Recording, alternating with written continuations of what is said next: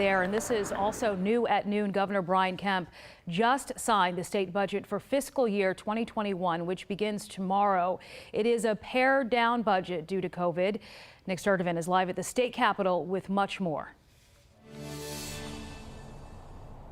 Good afternoon, Sheba. Governor Kemp said today is bittersweet. He said this is a product of the tough decisions state lawmakers had to make because of the impact that COVID-19 had on the state's economy. Now, the state originally asked agencies and departments to cut spending by 14%, but reduced the cuts to 11%. That still amounted to slashing about $1 billion in education funding. The governor said the budget still puts an emphasis on education, health care, and public safety. For example, he said a significant amount of money will go towards enrollment, teacher training, and more than $55 million in additional lottery funds will go to Hope scholarships and grants.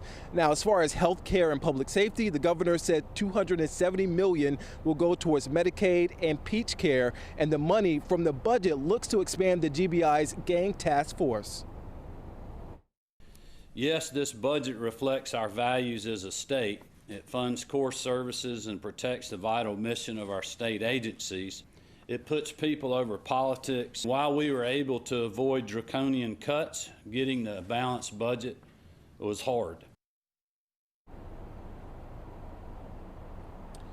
And Sheba, this deal avoids furloughing state employees, and one of the ways they are avoiding the furloughs is by not filling the vacated positions. Sheba?